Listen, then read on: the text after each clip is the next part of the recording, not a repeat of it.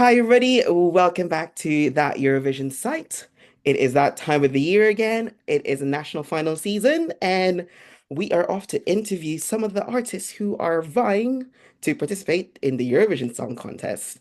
And joining me today, I have the lovely FELIN, who is participating in Eesti Laul 2025. Hi, FELIN.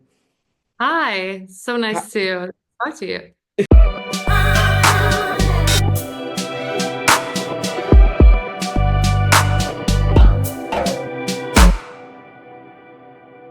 Nice to meet you too. How are you doing today? I'm doing good. How are you?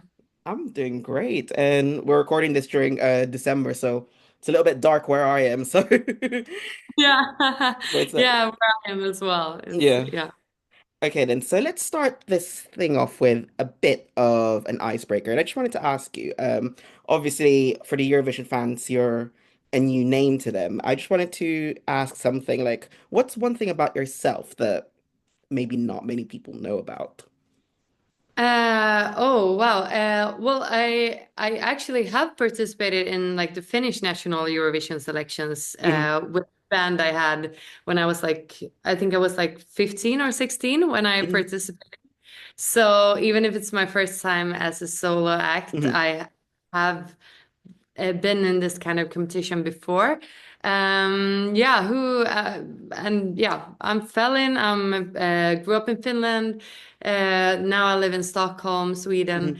mhm, As worked with music a long time, both as a mhm, songwriter for other artists. I written for acts like Adam Lambert, and I've toured as a musician with like different artists like Icona Pop, for example. And now I'm doing my own thing, which is kind of energetic pop punk music. mhm. Yeah. Yeah.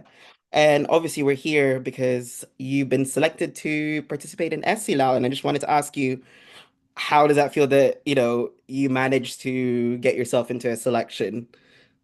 It feels amazing. Hmm. I'm super excited. I've always loved Eurovision. I like Hmm. started watching it when I was just like a young kid, and I Hmm. love how it brings people together and through music. And I think and it's not also like that many places where you can put on a show like you can in Hmm. like Eurovision. So, and I Hmm. love performing. It's like why I started with music in the first place. So I'm super excited to be able to put on a show in Tallinn in February. Yeah. Okay, then. So, I you said earlier on, you grew up in Finland, but can I just confirm, you're Swedish, right? Yeah, I'm actually both. Y- I'm y- Swedish and Finnish. Oh, So like oh, dual citizenship. okay, but there is one thing that I just wanted to ask the elephant in the room. Why Eesti Laul over Melody Festivalen? Well, it was kind of like in the first place a coincidence because we wrote this song with Gavin, who's from Estonia, at a songwriting camp in Stockholm, and Hmm. so that's how we decided to send it to Eesti Laul. And like for me, it's not about like I said, I love Eurovision and I love how it brings Hmm. people together through music. And I myself, like, I grew up in Finland, then I moved to Stockholm, then I lived in LA for a while. So it's kind of, like been all over. So Eesti Laul was kind of that we wrote this song and we loved this song. And then since Gavin was from Estonia, we decided to send it in. And then here we are. Here we are. Okay, then Yeah. so you will be participating with Solo Anthem, and I just wanted to ask you in your own words, what was I mean, you've talked about the creative process, like, but for your point of view, what was it like creating this song, and how would you describe it in your own words, from your own words as the actual person who's actually singing it? So Solo Anthem is like well, like I said, we created at a songwriting camp where there were like songwriters from Finland, from Sweden, from Estonia, and Solo Anthem to me is about well, basically it's about being your own biggest fan. It's about like believing in yourself because like sometimes life gets hard and it's like it's hard, it's easy to lose faith in like yourself and your abilities and at some times. And I think I wrote this kind of as a pep song because I was feeling a bit low on energy at that time. And I wrote it as a pep song, like about being my own cheerleader, basically, and, Mhm. listening to what I wanted to do and like what kind of music I want to create. And that's really like sometimes you get so caught up in other people's opinions, so you forget about your Mhm. own opinion. So I think that's where like this song came from, and so I wanted to create an anthem that everyone like when they're feeling a bit low, they can like scream along to their own anthem. What would you say to the people who are actually like listening to the song? Like, what kind of message did you want to send to them with a solo anthem? Well, I think it's like I think it's like I often like my songs are. I want them to be kind of empowering, and I want Soul Anthem to be empowering as well. Like I want people to, like feel energized and, like ready to go out and take on the world when they hear the song. So I think that's kind of the message. And the message is kind of to about like shutting out all the noise and just like listening to your own, heart and your gut and like do what you want to do and do Mhm. what makes you happy. Yeah. And looking at it, you actually filmed a music video about with Solo Anthem. I was wondering, what was the experience like creating that visual to try and match the theme of the song? First, like when I found out I was going to be part of Eesti Laul, it was like I found out at the same time when like everyone else found out. So I like read it online, like here are the finalists. I'm like, what? Like no one told me about this. So everything went from like 0 to 100 real quick. It was like, okay, we have like basically 3 weeks to put everything together. Um, but luckily I'm married to a fantastic man who's a photographer and Hmm. director and created a lot together. So we started working on the video immediately and then kind of we wanted the video to kind of because I know like you said I'm like new in like the Eurovision like context and also like new to basically most Estonians because Hmm. I've mainly been like performing in like Sweden and Finland and before. So we wanted to create a video that would kind of showcase both the song but also like who I am as an artist and have that kind of punk feeling to it. And it was a really fun experience, but also really stressful to get everything together. That's a short time, so. Yeah, no, that must have been like, whew, all right, gotta be there real quick now.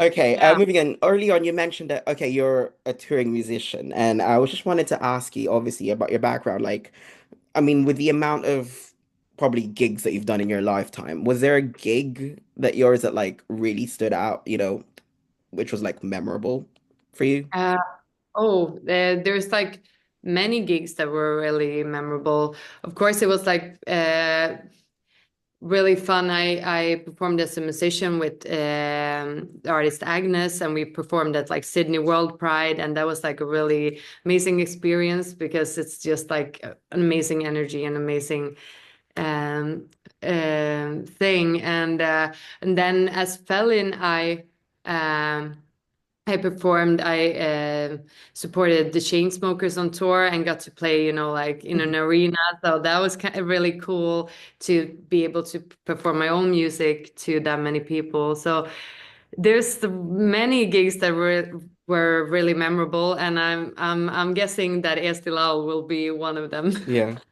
I was gonna say, like, just follow on this, like, obviously uh, even though you had a bit of experience, how does doing this differ from the touring life, you think?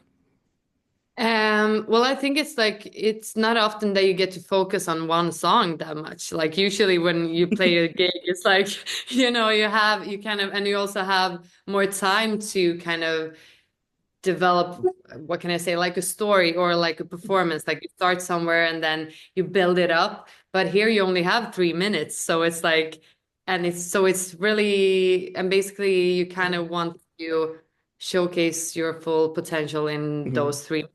and the song. So that I think is really different that we were Yeah. gonna rehearse and rehearse and rehearse the same song.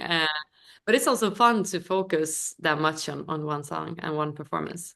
Yeah, I actually have a follow-up on that one because you say like you've never focused on one song. Speaking about Mm. that is I would like to ask how are the preparations going for your performance? Yeah, well, we've started, had our first rehearsal a couple days ago, so it's Hmm. starting to come, and now it's gonna be like time to work everything out with like how the production is gonna be and talk with the production in Estonia and see Hmm. what is possible and what is not. And but I'm really excited about the performance, and I think it's gonna be great. How would you describe how do you think you can describe your performance in 3 words? Oh, wow. Energy, attitude, and punk.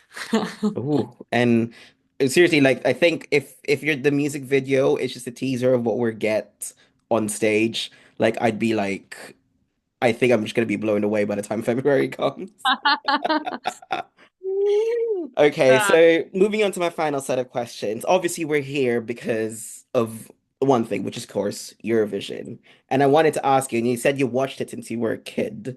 mm. Um, have you got a favorite entry? It doesn't have to be from this year. It can be whatever year. I can give you a couple if you want to mention a couple. Oh yeah, are so many, of course. So hard to decide. Of course, like since I'm from Finland and from Sweden, so I of course have to pick. I thought it was a really like tough call when it was like Cha Cha Cha and Lorraine's Tattoo. I was like, oh, one in between. I'm like, oh, I want Finland to win. No, Sweden, Finland. So so that was for me like a really memorable year because it's like not often Mm, it's Finland and Sweden in that kind of battle. So I don't know if those are those two performances that come to mind right now, mm, but I'm sure I have more favorites. mm. But if I have to pick something quickly, I'll pick those two. I mean, it is a very memorable year, and it actually happened where I am, so in the UK, so Yeah, quite a memorable year for that one.